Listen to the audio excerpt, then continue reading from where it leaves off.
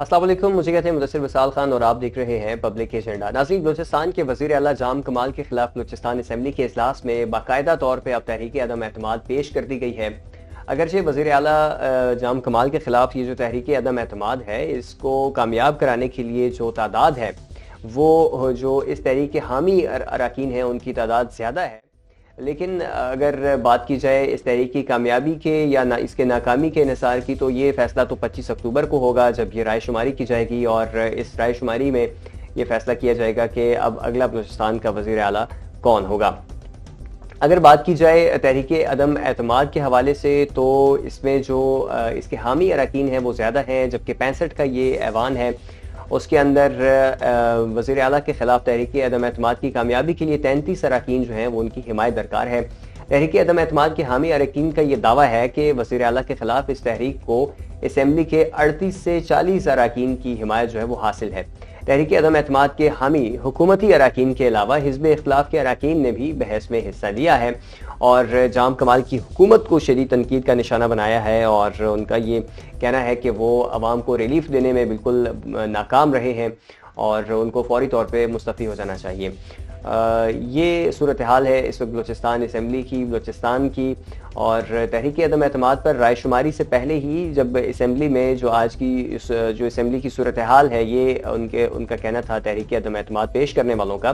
कि असेंबली के अंदर जो सूरत हाल है वो इस कदर वाज़ेह है कि जाम कमाल को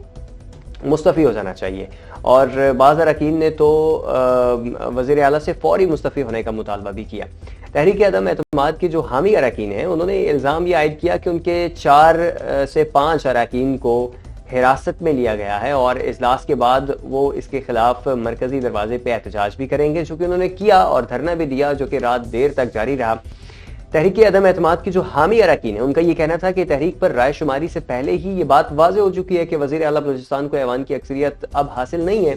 इसलिए उनको वज़ारत आला से इस्तीफ़ा दे देना चाहिए। लेकिन वज़ीर आला बलूचिस्तान जाम कमाल ने मुस्तफ़ी होने से इनकार किया और उन्होंने कहा कि वो इसका मुकाबला करेंगे। इससे पहले भी इस तरह की सूरत हाल का उनको सामना रहा है और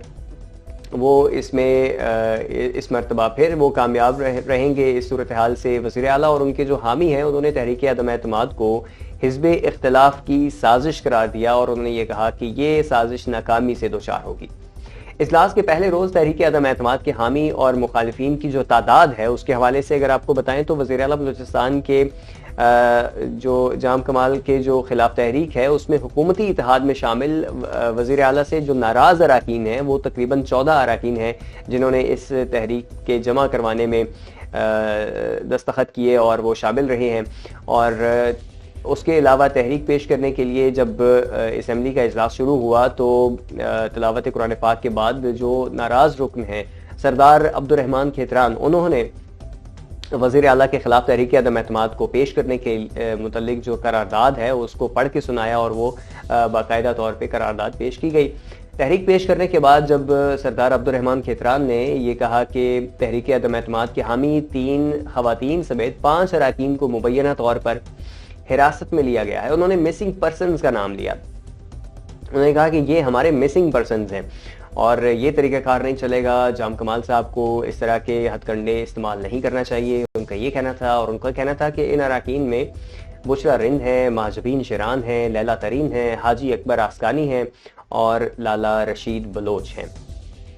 तहरीक पेश होने के बाद स्पीकर ने ज़ाब्ते की कार्रवाई करते हुए अरकान से ये कहा कि जो इस तहरीक के हक में हैं वो खड़े हो जाएं, तो ऐवान में मौजूद तकरीबन 33 अरकान खड़े हो गए। अब यहाँ पे एक बड़ी दिलचस्प सूरत हाल पैदा हुई जब तहरीक पेश होने के बाद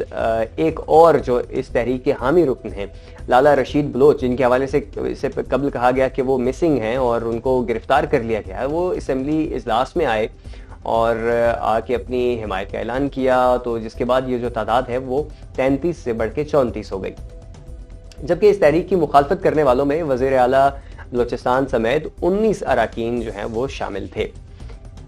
चूंकि तहरीक को पेश करने के लिए मतलूबा से ज़्यादा अरकान की हिमायत हासिल थी, इसलिए स्पीकर ने इसे मंजूर किया, जिस पर तहरीक अदम एतमाद पर बहस का आगाज़ हुआ। वज़ीर आला के हामी अरकान ने भी बहस में हिस्सा लिया। उन्होंने तहरीक अदम एतमाद को हिज़्ब इख्तिलाफ की साजिश करार देते हुए ये कहा कि यह नाकाम होगी, जबकि हुकूमती इत्तेहाद में शामिल अवामी नेशनल पार्टी کہ جو پارلیمانی رہنما ہیں اصغر خان اچکزئی، انہوں نے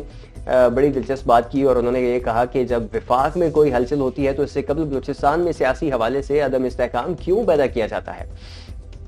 یہ یقیناً اسی جانب ان کا اشارہ ہے جب وفاق کے اندر ملٹری اسٹیبلشمنٹ کے اور وفاقی حکومت کے درمیان جو آج کل تعلقات ہیں، اس کی جو نوعیت ہے،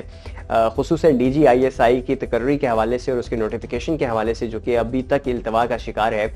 تو اس کے حوالے سے بھی یہ ایک طرح کی نشاندہی ہے کہ وہاں پہ اگر حالات خراب ہے تو یہاں پہ بھی حالات خراب کرنا کیا ضروری ہے۔ لیکن اپوزیشن جو کہ اس وقت سڑکوں پہ ہے، اور اپوزیشن مہنگائی کے خلاف بھی سڑکوں پہ ہے،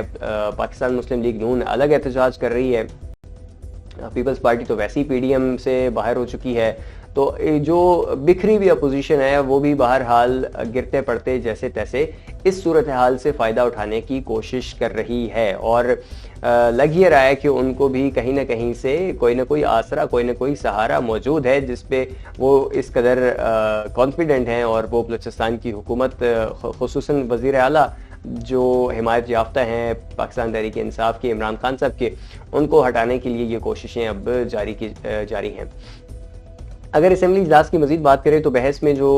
حصہ لیتے ہوئے وزیر اعلیٰ جام کمال نے اپنے خلاف جو الزامات ہیں ان کو مسترد کیا، اور انہوں نے یہ کہا کہ وہ استعفیٰ نہیں دیں گے بلکہ اسمبلی میں تحریک عدم اعتماد کا مقابلہ کریں گے۔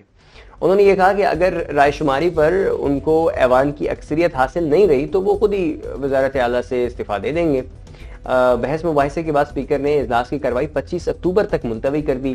اور 25 اکتوبر کو جب صبح 11 بجے اجلاس شروع ہوگا تو تحریک عدم اعتماد پر رائے شماری کی جائے گی، اور بلوچستان کے وزیر اعلیٰ کے مستقبل کے حوالے سے فیصلہ کیا جائے گا۔ اب بلوچستان کے وزیر اعلیٰ جام کمال ہی رہیں گے یا ان کے بدلے میں کسی اور کو سامنے لایا جائے گا؟ تو اس حوالے سے بلوچستان عوامی پارٹی کی جو پارلیمانی رہنما ہے اس کو تبدیل کرنے کے لیے بھی درخواست سامنے آ چکی ہے، اور بلوچستان کی مخلوط حکومت میں بلوچستان عوامی پارٹی کی جو ہے وہ سب سے بڑی جماعت ہے۔ تاہم بدھ کی شب پارٹی سے جو وزیر اعلیٰ سے جو ناراض اراکین ہیں، انہوں نے اسپیکر بلوچستان اسمبلی میر عبدالقدوس بزنجو کو پارلیمانی رہنما کو تبدیل کرنے کی درخواست دی ہے۔ بہرحال یہ ایک